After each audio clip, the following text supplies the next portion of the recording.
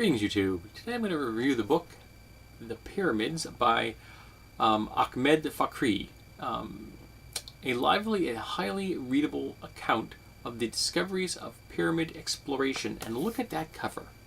That cover is a thing of beauty. This is from 1969, and that is absolutely quintessential 60s design.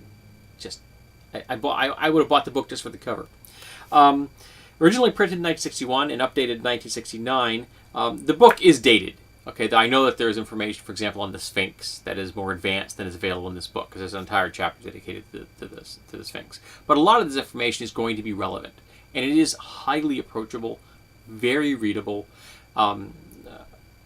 Fakhry was involved in the Egyptian government as a researcher in the field. So he has personal connections to these discoveries. He's been on those dig sites. He's dug these things up. He's explored some of these temples and some of these pyramids. So it's very hands-on. It isn't something that is distant and academic. This is written by a man that's been there in the field. And it goes chapter by chapter, covering the earliest pyramid designs, when they became more established, how they began to have certain characteristics that then were carried over into all other pyramids. All the temples began to have a certain ritualistic style, so like all temples had these particular rooms and these particular orders, things like that. And it was quick, and it didn't take a long time for these things to become accepted. Well, that's how you just do it, kind of thing. And of course, one of the things they had to contend with were thieves, people breaking into the temples and into the pyramids in attempts to get the riches that had been laid down with the pharaohs and their family members. And in fact, they have one illustration here. It shows a pyramid that it wasn't particularly large and it didn't have a particularly large chamber, but the treasure hunters didn't believe this. So even though they went down, most of the chambers were underneath the pyramids. Very few of them had chambers up inside the pyramids. Most of them were either at the base or actually in the living rock below them. They didn't believe this. So they burrowed all the way through the pyramid, up and down, when they got to the middle, in hopes of finding treasure, when it was just solid blocks of stone. On the outside, harder blocks of stone, and the inside, softer sandstone, limestone, things like that. But the determination that they showed in this effort was profound. Now, in the latter periods, they became much more elaborate. Now, I'm going to see if I can actually get this picture on here. See all those passages in there, man? That makes the temple, these pyramids, look like honest-to-gosh dungeons. I'll give you another one. It's a little clearer because it's more defined. Look at that. That looks like an honest-to-gosh dungeon. And they were all trying to thwart the thieves. And of course they couldn't.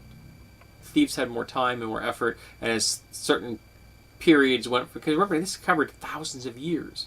And over time, they became less important in some eras. So they were able to plunder them. They became more important. People repaired them.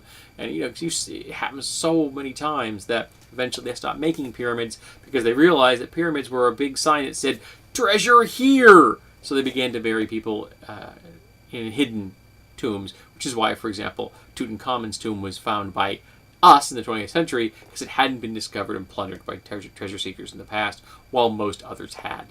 But this is an excellent book. I would like to see if there is a contemporary version of this that has the same level of approachability, but has more up-to-date information. It's particularly about the Sphinx. The Sphinx is kind of interesting. It's all, by the way, I don't know if this matters to anybody, but it was put out by the University of Chicago Press. And it actually has an ISBN number. So I didn't know they were that old. But there you go.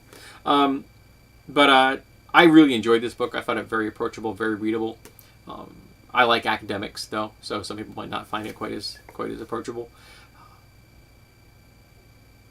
But it falls under the category of archaeology and Egypt, and it does those admirably. And if you're a gamer, you need to buy this book. This is the only book you're going to need to be able to build some awesome temples and tombs, because you can take these patterns in here, these models, as ideas for how to make a tomb seem real, because it's based on real things, to give it a sense of place and purpose, to ground it, in some cases, literally. But definitely a good read. I had a lot of fun. Very informative. This is going on my shelf. I'm keeping this one, folks. This is definitely something I don't want to lose.